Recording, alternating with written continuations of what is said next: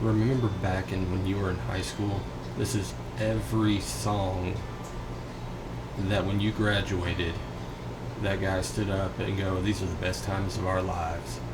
Never forget. Was he sober? That's really debatable. I can picture it now, all the photos flashing in the background. Kids swaying back and forth. Oh, hey, look, there's Becky. Girls crying. Look out, Becky! You're listening to Excessive Celebration on Crossover Sports. Scott, we're talking a little NFL. Yeah, I was kind of chilling to this music, though. I was going to see, do you want to get up and slow dance? No, I'd rather just sit here and slow dance. Okay. Yeah. You never know what might happen. Is Stacy Keebler coming? Only if she's got cookies. She's got cookies. Ooh. Yeah. Yeah. She's sweet. She has cookies. And I don't drop her cookies. Not like Aguilar. Chris Carson, on the other hand, dropped a big basket of cookies.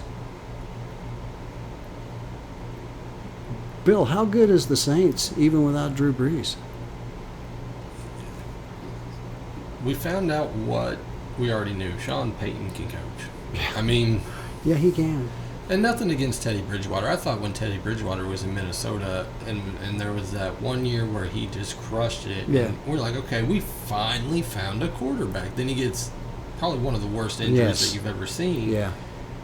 And he comes back and he's slowly starting to rebuild his career. He had to go play with the Jets, which nobody really plays with the Jets. It's like being exiled. And he's found his way again. Now, what's going to happen is, so Drew Brees is going to come back at some point, I think week 5, week 6, or maybe even 7.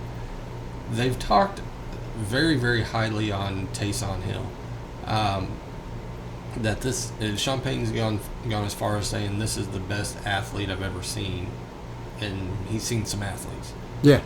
The thing right now, what you got with Teddy Bridgewater is he's a game manager. Billy, do you like Hill as much as you like the new BYU quarterback?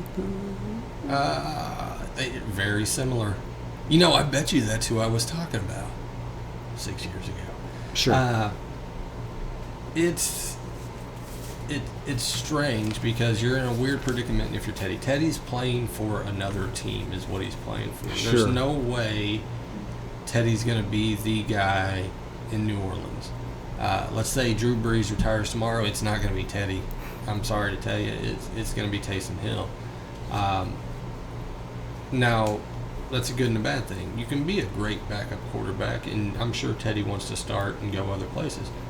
What he's doing right now is going to cement his next contract for another team. It's almost like he's a rookie all over again. He was able to rebuild his career and his body, frankly, to the point where he may have potentially as good of an upside as he had before he was hurt. Is that kind of where you're going? I would agree. The biggest challenge right now is kind of to develop that chemistry with the wide receivers. So Michael Thomas, whenever Teddy came in, you kind of that chemistry with Michael Thomas isn't there like it is with Drew Brees, but the chemistry with Alvin Kamara is. And try and stop that guy is a difficult task to choose. Kamara, we'll just say balled out. Balled out. If you had him in fantasy, you won. Yeah, he made a play, and I can't even tell you. I would say maybe maybe in the third quarter, late in the third, had a play, and it was to the near side of the field, and the guy should have been stopped at the line of scrimmage. And the next thing you know, he's picked up a first down that they had to have to keep a drive going. And I'm not talking 3 yards, I'm like 14 or 15. Mm-hmm. And he's making guys miss, and the ones that don't miss wish they would have. He's a baller, Bill. Yeah. He's a football player. Yeah. And what's interesting is, so even with Drew Brees, you can kind of say the Saints are kind of limited, right? So they've only got 2 real guys they give the ball to. Mm-hmm. It's either Michael Thomas or it's Kamara. But nobody's been able to figure out how to stop that, except for the NFL refs. Yeah. Yeah.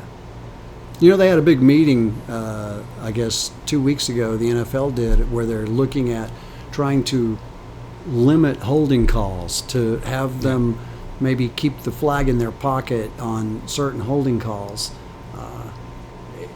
It's hard to watch a football game nowadays. It's just so regulated. I just have a hard time. The hand fighting doesn't bother me. Now, if it's egregious, say I grab your jersey or whatever it may be, or I hold you back somehow, then yeah, tackle you. That's a flag. But guys hand fight all the time, and who's to say because a cornerback slapped a wide receiver or a wide receiver slapped a cornerback that either of them are wrong or interfering in the other one's space, because both of them have right to the ball. Sure. So it's a rule that needs to be reworked, and I don't know that there's ever going to be a great rule around it, because there's so many interpretations of what is pass interference or how is it impeding, or there's so many variables to that I think you allow the hand fighting to a degree, but you can't. There's no way to limit it. There's no way. I think there's a lot of people in New Orleans that would like to know what is pass interference. There's fans everywhere that want to know what pass interference is. Well, Bill, question for you.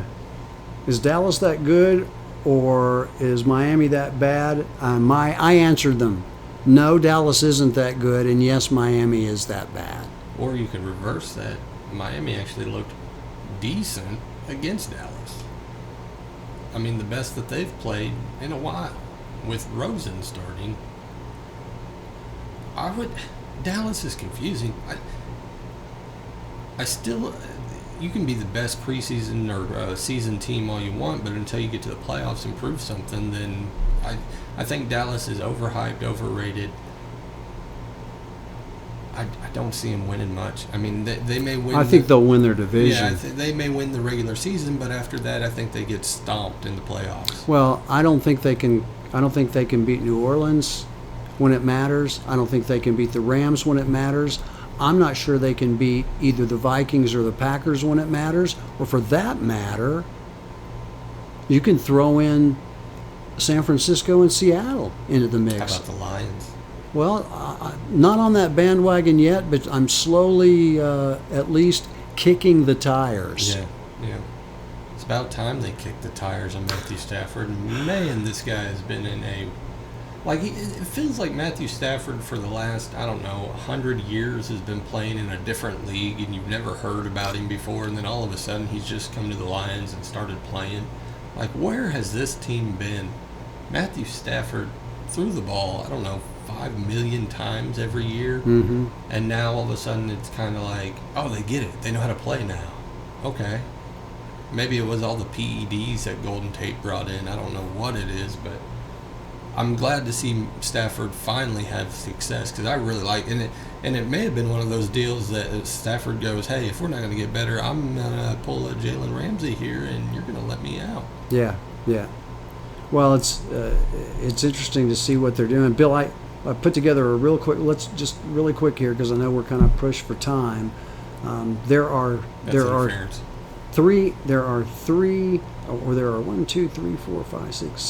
8 teams that haven't lost yet.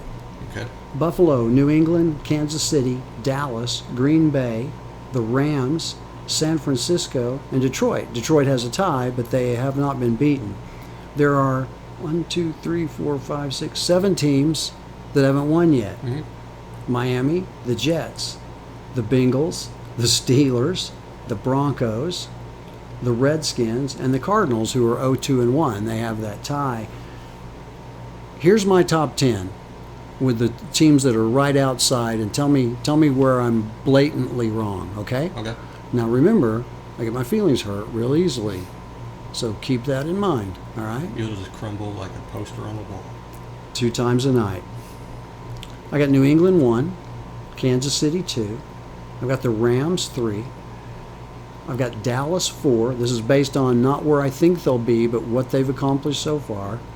Green Bay 5, Baltimore 6, New Orleans 7, Minnesota 8, San Francisco 9, Seattle 10, and then my next three teams hovering right there, Detroit, Buffalo, and Houston. I would probably slide, just based on what they've done so far, I would slide Detroit up. I would probably take Seattle down. I'm not 100% sold on Seattle. I like the chemistry Seattle has in their locker room and their whole vibe that they have. What happened to Pete Carroll's nose? He got hit with the ball during pregame. Oh, okay. So he didn't headbutt T.J. Rubley or something? No. Okay. He didn't go full Gus Frerotte on the wall. The 49ers are, I think, a smoke show. They turn the ball over more than anybody I've ever seen and still find ways to win games. It's a good and a bad thing, I guess. I'm not sold on Jimmy Garoppolo. I think their running back Breida is really good, but they do a running back by committee, which I guess makes sense. Are they sponsored by Bon Appetit? You said they were a smoke show. I just want Yeah. It's the right part of the world for that. They wide receiver wise, it's a whole bunch of guys you've never heard of but can run really fast and get open. George Kittle is probably the tight end that a lot of guys, or will be the next big tight end that takes kind of the focus off everything because Kittle can play. He is the quintessential. Outside of Travis Kelce, is possibly the best tight end in the National Football League.